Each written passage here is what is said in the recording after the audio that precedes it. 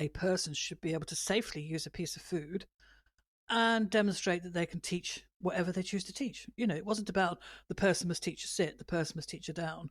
It's about the person must be able to use the tools of teaching and be able to teach what they want. And they'd come back the next week and I'd say, so what'd you get? Well, I got the dog to sit. Really? Wow, you're clever. Now, because they taught that themselves, they're never going to forget that. Never going to forget it because they worked it out themselves. Too often our focus is about getting the behavior and not enough on the process of teaching or the learning process. If we focus on the process of learning, that will have an impact on every behavior the dog learns.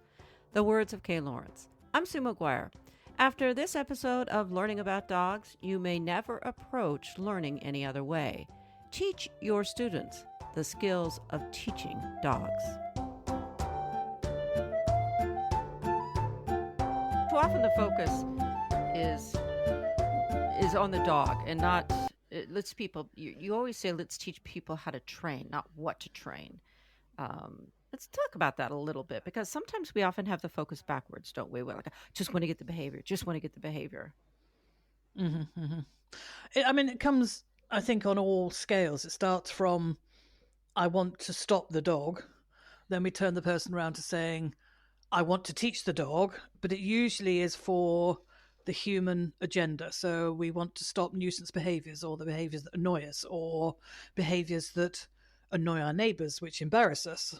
So training tends to always be with this agenda that meets the needs of the people first rather than the needs of the dog.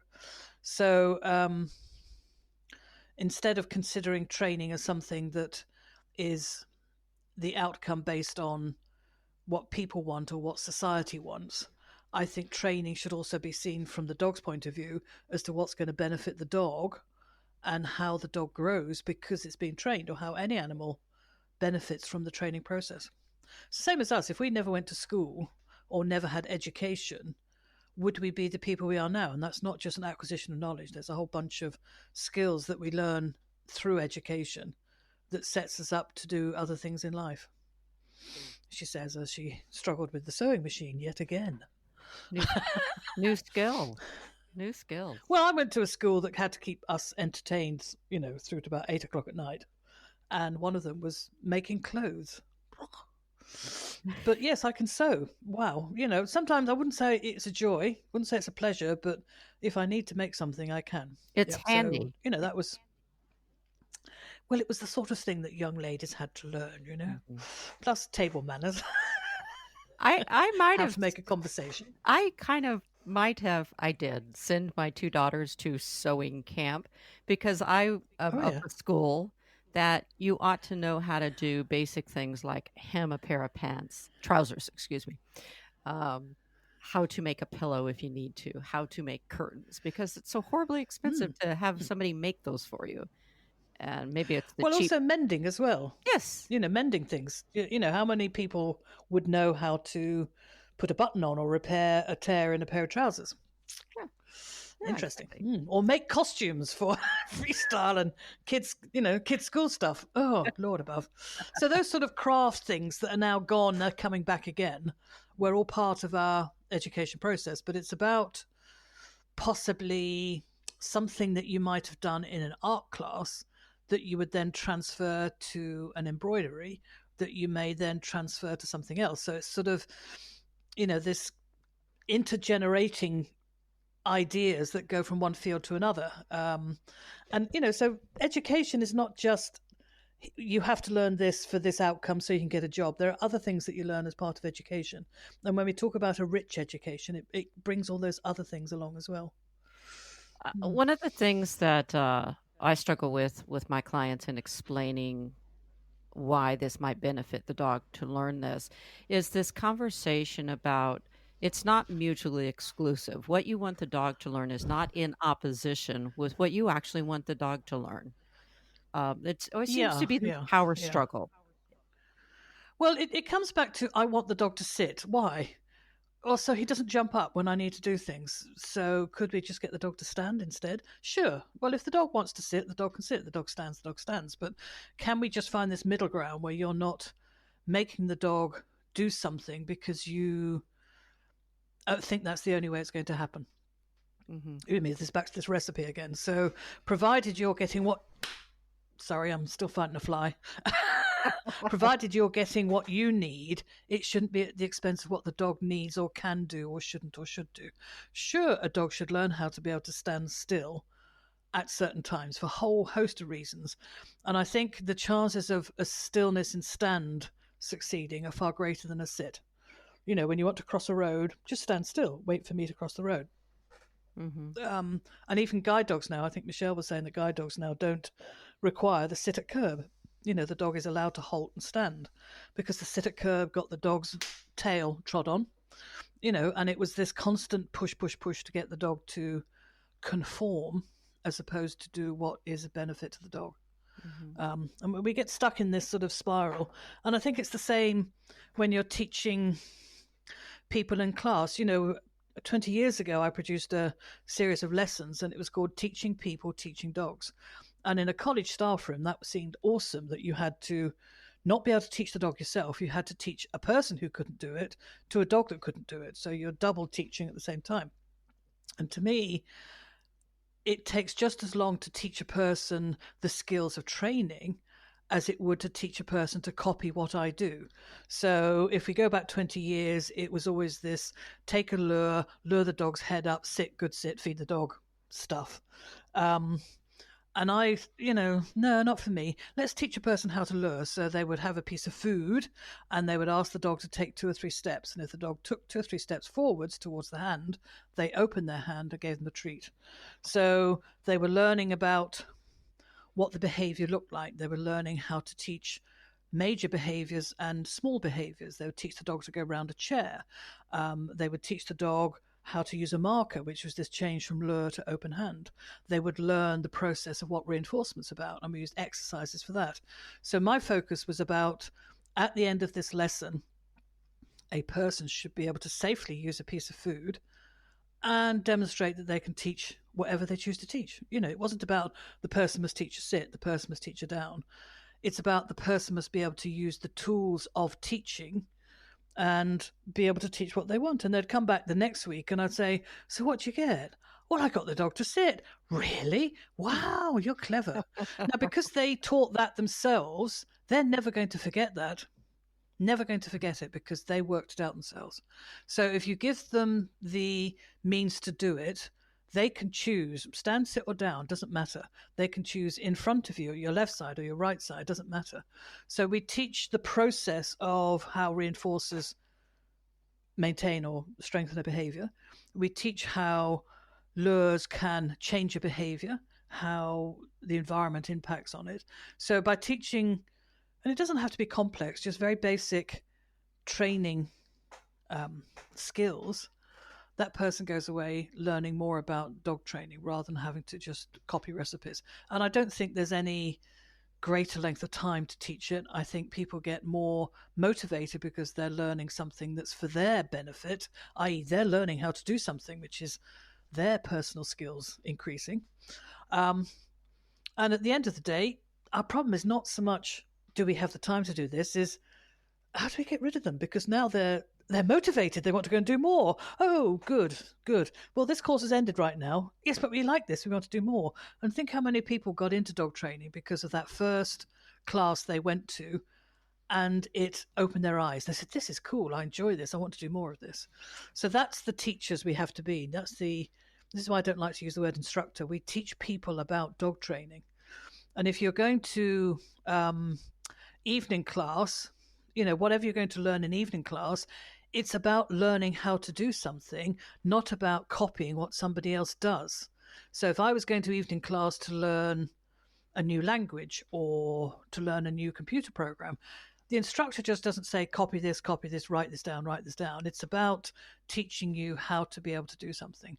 And I think if we could change evening classes to go back to that sort of, what is the person learning, not just, this is how you get the dog to walk on a lead, this is how you get the dog to stop on a recall, and these sort of fixed behaviors, we then enable that person to become a trainer of all the dogs they own or live with. Oh, we really did Would, flip we really did flip it around. We messed it up, didn't we? Just well, if you were going to sign up to an evening class, what would you fancy going out to learn? something entirely new. Well, yes. For Yeah. what purpose? So I can learn how to do it myself. Right. Right. Well, no. Give us an Uh, example. What would you like? So now you've got 3 evenings a week free, and you look through the local brochure for your to us would be our local colleges. mhm. And what's going on in the evenings? Something you can do in a term. Oh, Could be there's a lot of, woodwork. yeah, it could be. And there's a lot of watercolor classes, and there's a lot of Okay. painting classes and things like So that. are you going to go along to expect to this is how you paint people, this is how you paint trees, or are you going along to learn how to use watercolor? How to do brush strokes, how to, yes, hold Yeah, the yeah, brush, how yeah, to, yeah, yeah. yeah, yeah. I don't I mean, know. there are probably tips that will come along in the way, going, it's just a bit easier if you hold your brush this way. But essentially, they're going to teach you how to use watercolors, not how to copy a diagram on how to paint a dog's head. Are you with me? Yes. I think we've just lost this whole point of, my business is called Learning About Dogs because learning is the key thing and teaching is my job, not instructing and copying. So to give that value of a class to a person, we need to think about, well, what's this person going to have by the time they finish this course? What's of a greater value to them that they can leave with? And I think we owe the same to the dogs. How's this dog going to grow from what they've done in classes for what we train them to do? And how's this person going to grow in what we've taught Mm, them? yeah, yeah, yeah, yeah. I mean, there will be, oh no, I don't want to bother with that, but I rarely find it. But maybe people don't come to the classes to be fixed, yes, or to be told how to do this or told how to do that. Maybe they come along because they want to learn. That might be the pitch my classes have. But I think once we say we're going to teach you how to use watercolor, I don't think Emma's going to turn around and say, I don't want to learn how to use it. Just show me how to paint a tree. Yes. I That's just it. don't think that would happen. Yeah. I remember one client, again, about 20 years ago, he came to learn about the lead walking. He got it in the first lesson and he said, do you mind if I don't come back for the other 11? That's exactly what I wanted to learn. And I said, absolutely not. But he got it straight away. Super, he said, off you go. Fine. Hmm. And that's one person that didn't want to stay. He just needed that last missing element that he couldn't quite get his head around. So when you bring these clients into your class, you mentioned about how you teach them the reinforcement process. You teach them. What do you teach them? I mean, like, what's your first opening gambit to them? I'm assuming they How don't to show use food. how to use food. Okay. And what does Well, it look no. like? If it's our life skills, it's how to park the dog, which is just being able to have the dog at your side, have the lead loose enough so that you can stand on it and stand up. So it needs to be a 6 foot lead. And the dog is not pinned to the deck. The dog is just now pretty much 90% unable to get itself into trouble. So now you can listen to me. Now you can watch another dog do something. Without that parking the dog, people are struggling to get the dog to sit, struggling to get the dog to behave, struggling to get the dog to lie down. And I've probably got 10% of their focus on me, which is not a good teaching environment. So parking the dog pretty Hmm. much is where we begin. Okay. That usually takes about 10 minutes. After that, how to use food safely. You've got to start with all your safety issues. And then we will use that food to lure a dog to do things. And it might be, I have carpet tiles on our floor and I have different areas. And I'd say, I want you to lure the dog to walk around that carpet square or around that cone or underneath that chair. And everybody that comes with the dog can get involved in this. And I can oversee their process. Somebody's going to think, oh, I'm going to get bitten. Okay, let's have a look at that. How can we stop that? Oh, I see. So show the dog that this is when you can take it and this is when you follow it. Oh, that's a good idea.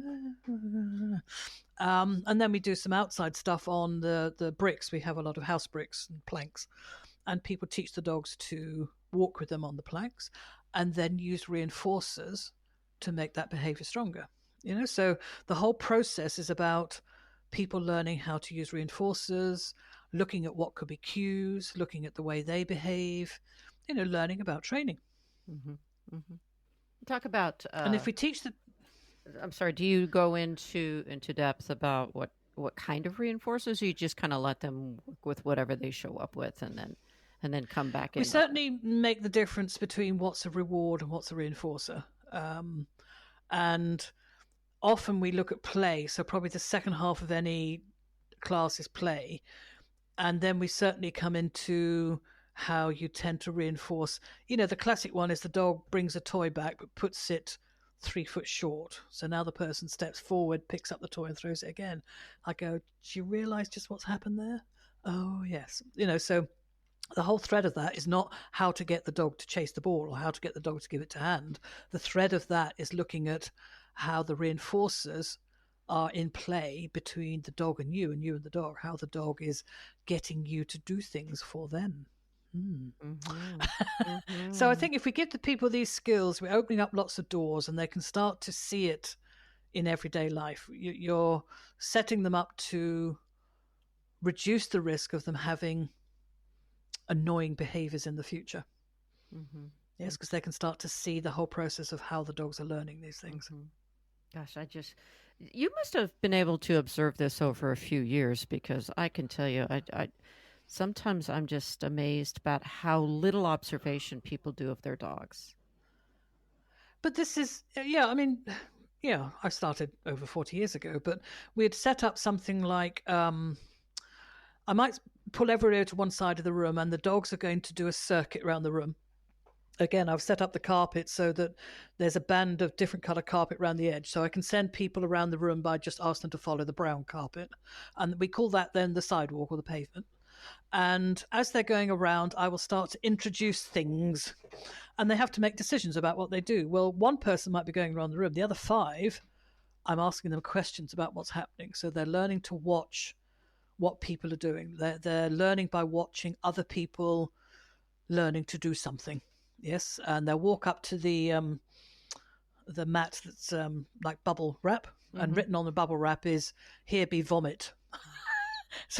so by the time they come up there, what do they see when they see it says vomit? They pull the dog back. Okay, well, probably the first person does that, but the second and third won't, because they've learned to anticipate what's likely to happen. They've learned how to move the dog over to go past this safely. So they shorten their lead and they ask the dog to close in and they'll go past the vomit. Or they'll have to step over something, or they'll have to walk past something like a stuffed dog. And as they go round and the circuit finishes, I will then ask them to analyse, what did the dog find difficult? What did the dog find easy? And they say, oh, when that Dalmatian went past so-and-so, I thought he was going to do this, that, and the other, but he didn't, did he? And, so we'll discuss it. We'll have a look at it. We'll analyse it. So you're introducing these questions all the time. And then we'll go around the circuit again. And each time you go around the circuit, I make it something different. So the dogs are learning to assess where we're going out for a walk, which is a key skill of assessment. How safe is this going to be? Is this going to be a risk? Should I cross the road now? Or how fast is that traffic actually coming towards me? These are all skills that we have to teach. Well, you can only teach it by setting up the environment where people can learn from it. But then we also have to review what they've learned. You can't just say, okay, come back next week. There has to be a process whereby you share the experience of what you've learned, which then makes the learning more valid. Particularly when you share it with other people that are in the same situation. Exactly.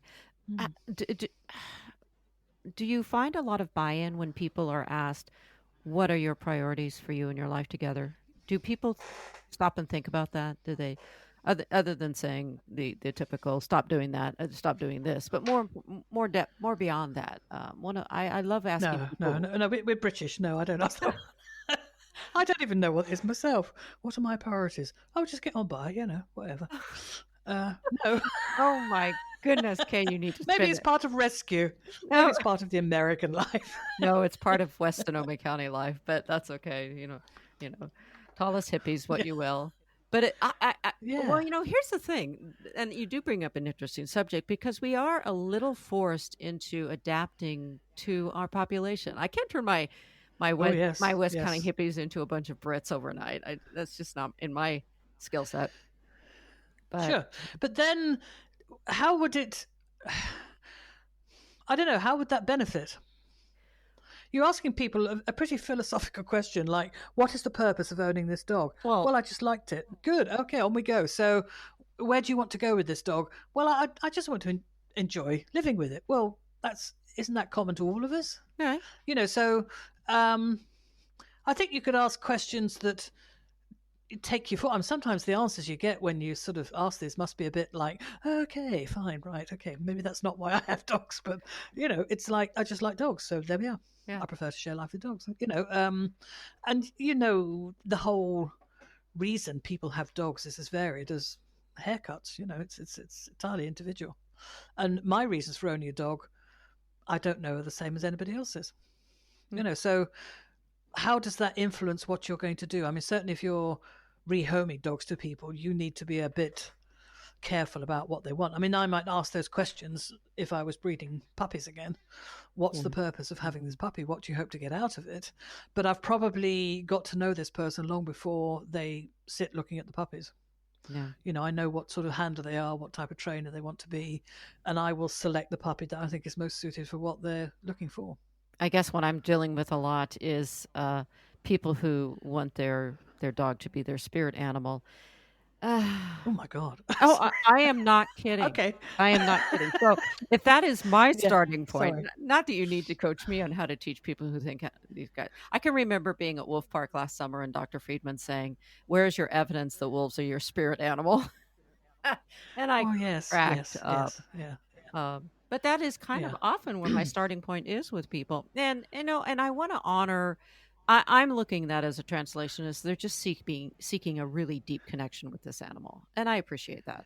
But Well, but you're opening a door that you might not be able to do anything about. So I yeah, know. that's a tricky one, isn't it? So surely on a more practical basis is how much space do you have for the dog to play around in? How much time do you have every day? All those things are the deeper questions, aren't they? What comes out of that might be a spirit animal, but maybe if you're trying to seek that, you don't know it's going to happen until you're 2 years further down the road.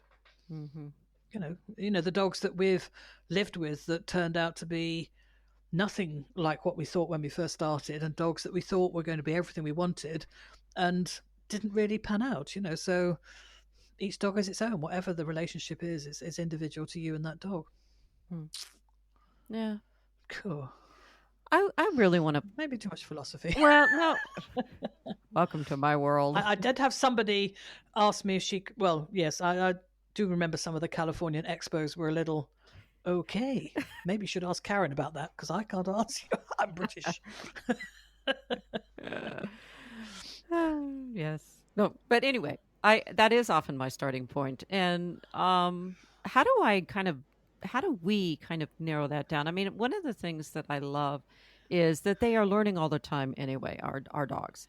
Uh-huh. It's that thought of, you can actually guide this what you want them to learn. You can guide this and without Can you? well, I think you can by contingencies for sure, but I don't know. Such as what? What could Oh, you guide them that you want them to learn? oh, let's see. I was at the river last weekend. I don't know if you saw my video of Hank Williams swimming toward me.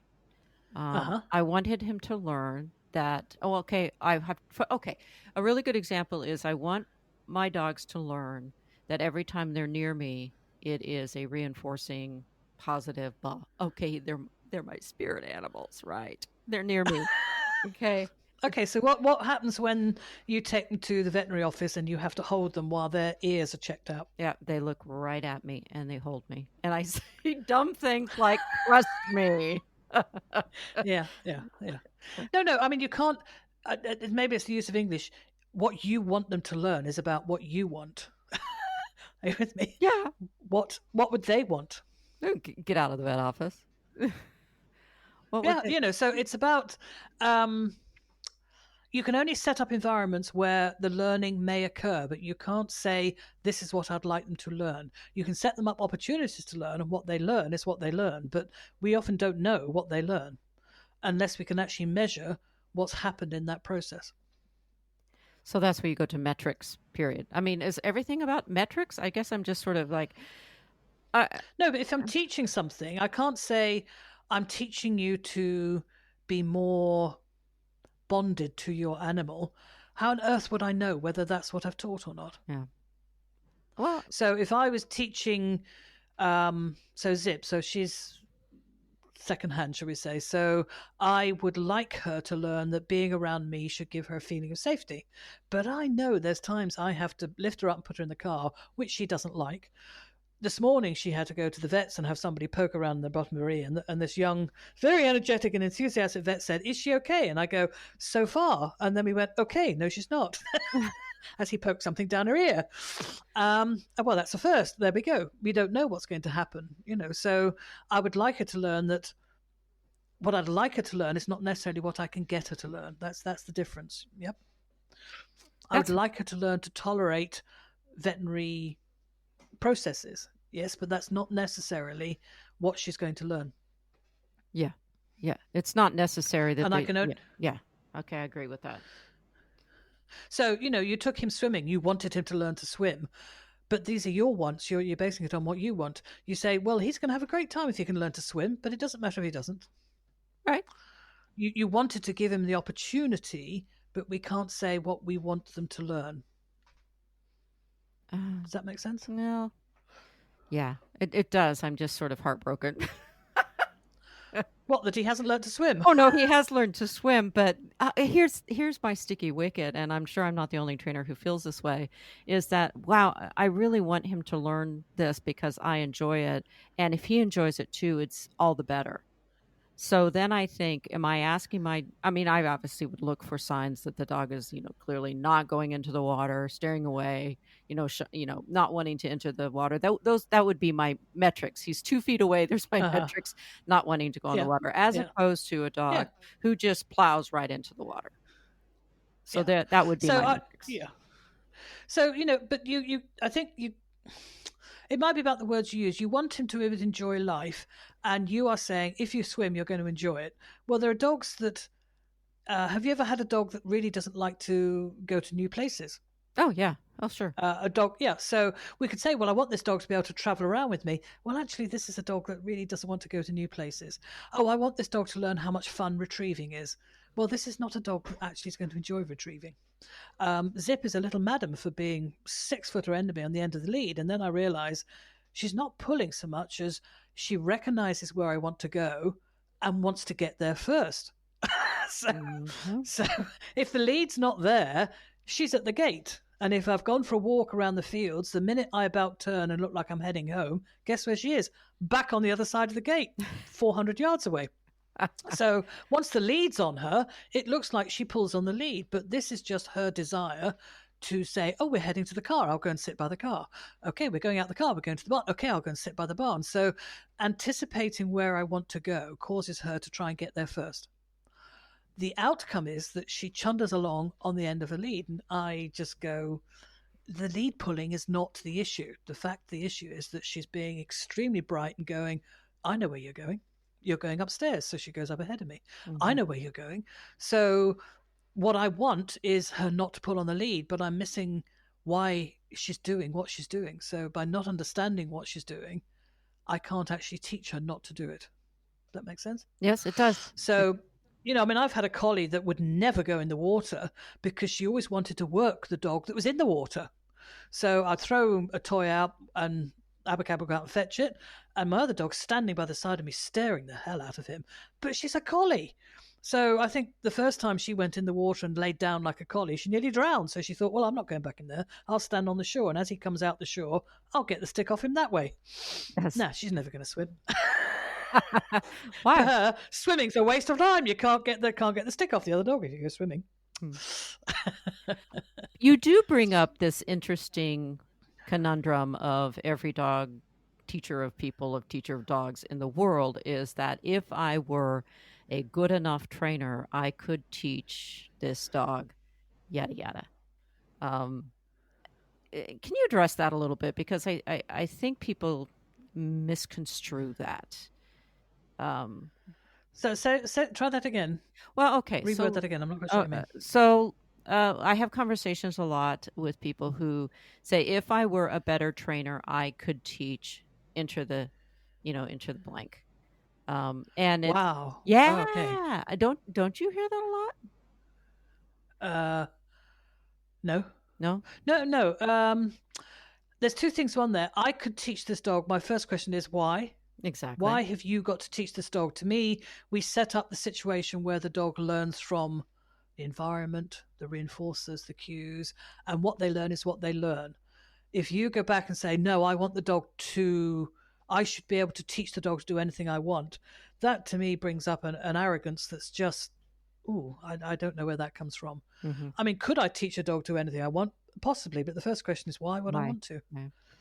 You I know, guess. it's a little bit like saying, well, I could teach you to play the piano exceptionally well. And you're going, uh, I don't really want to. I don't care. I'm a teacher. I could teach you to do that. Yeah, but I might not be very good at it because I'm not very musical. It doesn't matter. I'm a teacher. I will teach you how to do it. Does it see how coercive it starts to It get? does. You know, It does. whoa.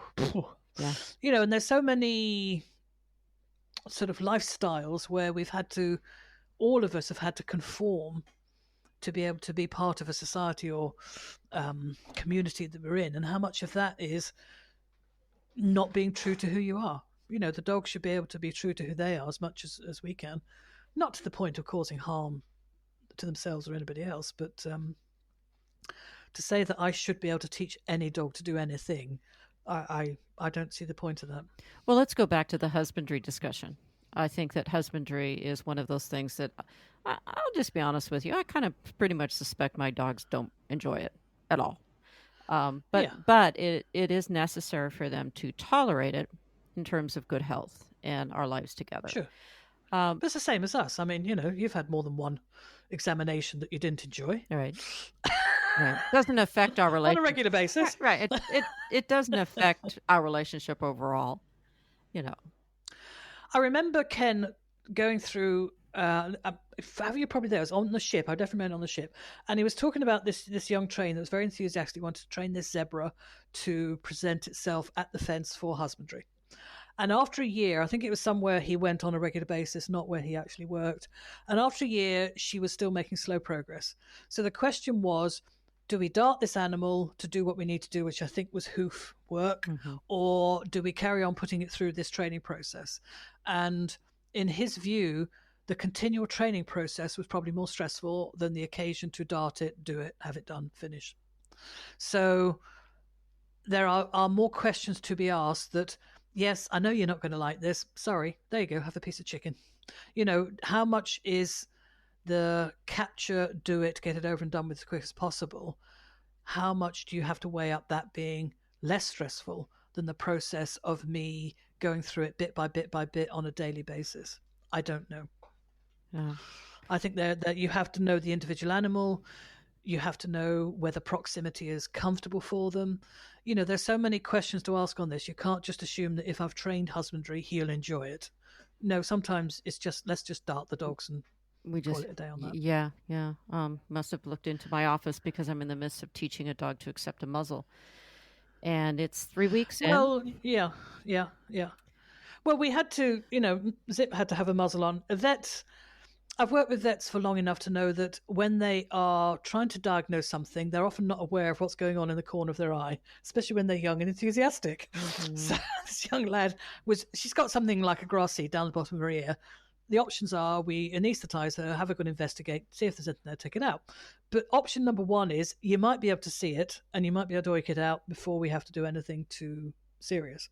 So he was having a good old nosy around her ear and obviously touched something that hurt her. And I managed to stop her taking a chunk. I don't think she would have got a chunk. So anyway, it made him jump, and I felt like saying, yeah, you shouldn't assume. And I got a good hold of her, so there was no harm. So he said, well, let's go and get a hat for her, which is a British euphemism for a muzzle. Oh, And I just, you know, I was holding her, I put it on, and there you go, fine. And we carry on. Really, that dog didn't need muzzle training for this occasion. We just put a muzzle on, we did it. There wasn't a grass, so you couldn't find it. She'll have some eardrops for a couple of weeks, and we'll see how that goes. So, for the first time in her life, she had one of these fabric muzzles on her face for safety, and she was fine. She was fine. But I put it on, and I do it from behind, not from in front. right. You know, so yeah, she was fine on that. But you know, even before muzzles were around, there were quite a few veterinary procedures where the dog could be contained and the vet be safe. but I do think there are certain different criteria. So if a vet nurse is holding a dog, stillness is her priority. If I'm holding my dog, comfort is probably my priority. So the different ways of actually achieving husbandry are different from whatever we're doing. So three of us working on one dog for different reasons. Mm-hmm. Yeah. Okay. Okay. I will remove my guilt then. Sorry, I'm going to have to do this for right now. It's not going to hurt for very long. Trust me later. Okay. But that's a bit like you bandaging a foot because it aches, or having stitches. Yeah, no, get on with it. Let's do it. But it's dental treatment. None of it's pleasant.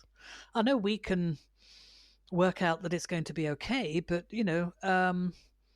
quite a lot of things that dogs do aren't always pleasant, and sometimes they do it themselves. Yeah. Chewing a leg. Yeah. Well, I have to tap into when I first started in this line of work, I was very much a farm girl from the country, and I was a very pragmatic farm girl. And I just didn't understand this this fuss. And then I got super duper fussed about making sure that we asked permission and we showed choice. And I thought, have we gone too far to the other side? Sometimes we just need to get stuff done. And I think that's sometimes we need to get stuff done, but I think we can do it in such a way that the animal goes, oh, okay, I can see what's coming. I'm not going to enjoy it, but get on with it. Yeah. I think you say the guilt to make it a pleasant event is something that seems to be the person's burden. And I think at times we're not actually learning to observe, actually, you've just gone one step too far, and I may have to hold a dog still while something happens. Cool. Oh, gosh, you've done really well. Sorry about that, but there we go.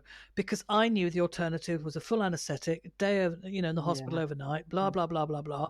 But in actual fact, just put up with this for another minute and we'll be out of here. And I think maybe that comes out of having a relationship with the dog that, yeah, you've got sticky things all stuck around you. Let me just take it off your coat. And it comes from those sort of experiences where we do things to the dog, and as an outcome of that, they feel better. So Merrick jumped in the car the other day and I had been cleaning it out, so her bedding wasn't in there. And you could see she sat there and she's like, oh, there's nothing comfortable here whatsoever. So I went and got her something comfortable. Very good. Thank you very much, person. So their life goes through things that are not right and person puts it right. So sometimes person might not get it right and it might take 2 or 3 minutes before person puts it right. But there's a trust that person can put things right. Have you ever had a dog got stuck somewhere and you've gone and let them out, or they've tried to do something and got their foot jammed on the sides of the crate and you've come and let them out? Life is full of those small events where person does something good that stops you being frightened, uncomfortable, in pain. And even the small events build up to, well, I can trust this person. I'm sure something's going to sort itself out here, Well, that's what we like to think. We like to think. Takes my guilt away anyway. Yeah.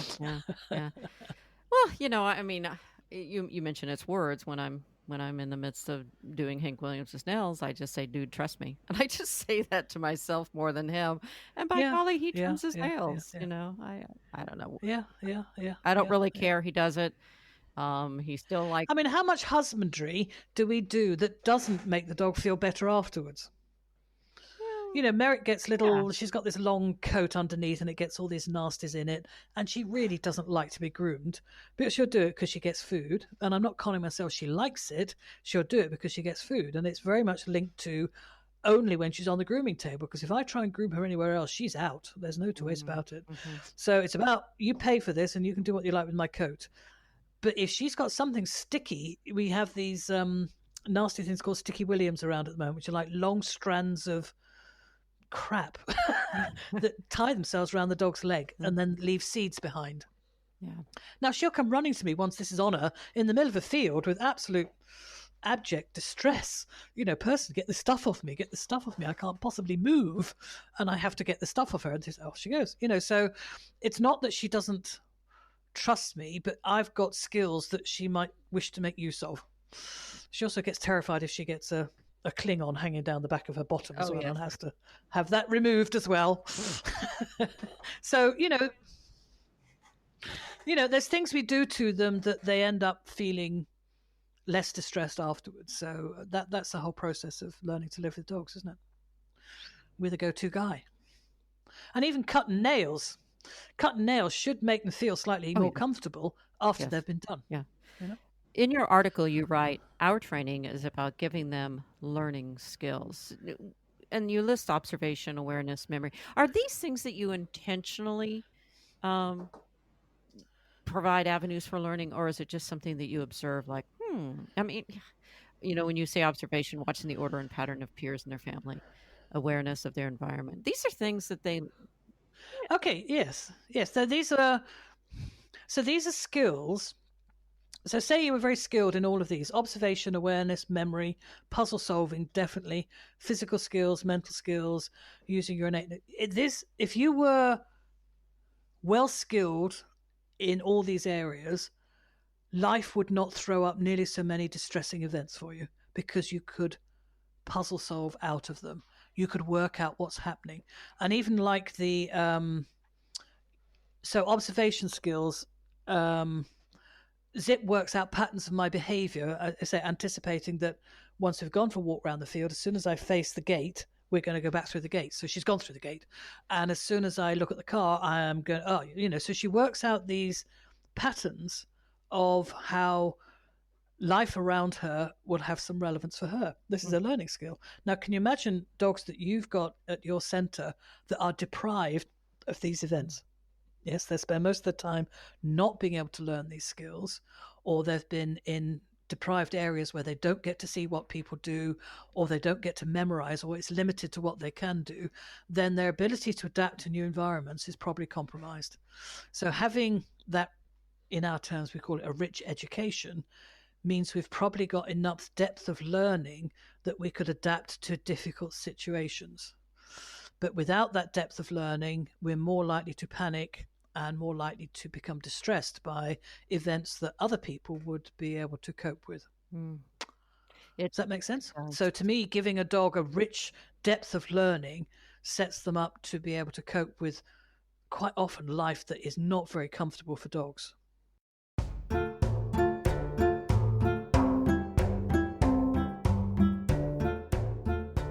In the episode notes, you will find links to classes and courses taught by Kay Laurence through Learning About Dogs. And for those who live in the San Francisco Bay Area, a chance to learn in person with me at the Humane Society of Sonoma County near Santa Rosa.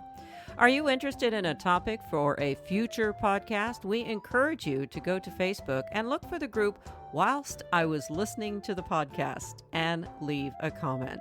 As usual, post a starred review on Apple iTunes and leave a review.